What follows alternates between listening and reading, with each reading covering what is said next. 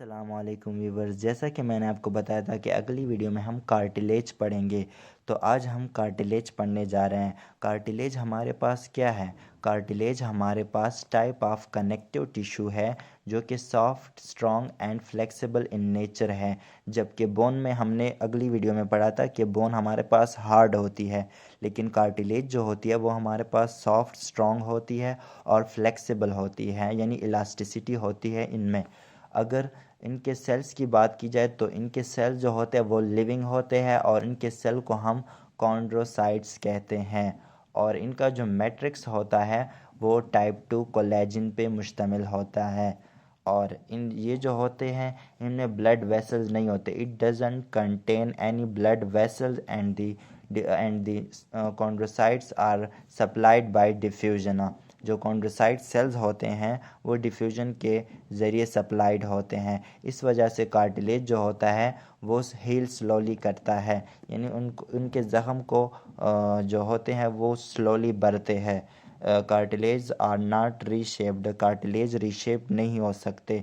एक बार मतलब कार्टिलेज जो होते हैं वो टूट जाए या हड्डी किसी कार्टिलेज की टूट जाए तो वो दोबारा रीशेप्ड नहीं होती। जबकि बोन होते थे वो हमारे पास रीशेप्ड होते थे। Cartilage are soft and elastics. Although the human skeleton is initially made up of cartilage। पहले तो ह्यूमन जो होते हैं मतलब बच्चा जैसे ही पैदा हो जाता है तो उसका जो जितना भी उसमें हड्डी नहीं होती उसमें कार्टिलेज होते हैं जो कि सॉफ्ट, इलास्टिक और स्ट्रॉन्ग होते हैं। फिर जैसे ही वो ह्यूमन एडल्ट होना शुरू हो जाता है तो उसके जो कार्टिलेज होते हैं वो बोन में रिप्लेस हो जाते हैं। यानी जब वो बेबी होता है तो उनमें 306 कार्टिलेज होते हैं, बोन होते हैं जिनको हम बोन कहते हैं। लेकिन वो बोन जब वो एडल्ट हो जाए तो वो 206 हो जाते हैं। अब इसके टाइप्स को देखते हैं। टाइप्स इसके 3 तरह के हैं: हाइलिन कार्टिलेज, फाइब्रस कार्टिलेज और इलास्टिक कार्टिलेज। पहले हम देखते हैं कि हाइलिन कार्टिलेज क्या है।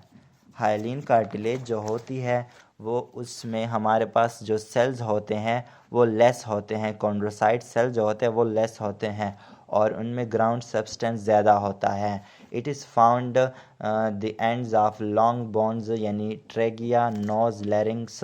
ये हमारे नोज़ में पाए जाते हैं ज़्यादातर, ट्रेकिया और लॉन्ग बोन्स में पाए जाते हैं। इलास्टिक कार्टिलेज की बात की जाए तो उनमें जो सेल्स होते हैं वो क्लोज़र होते हैं और वो एक्सटर्नल साइड पे पाए जाते हैं। मतलब ईयर जो हो गए हमारे कान और एपिग्लोटिस जो हमारे गर्दन में होती है वहाँ पे पाए जाते हैं elastic cartilage.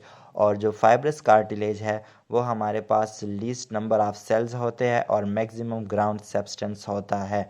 It is found in the tendons, intervertebral discs, यानी ये टेंडन्स और इनवर्टिब्रल डिस्क में पाए जाते हैं। अगली वीडियो में हम थायराइड ग्लैंड को पढ़ेंगे। तो ये आज का था हमारा कार्टिलेज और उसके टाइप्स।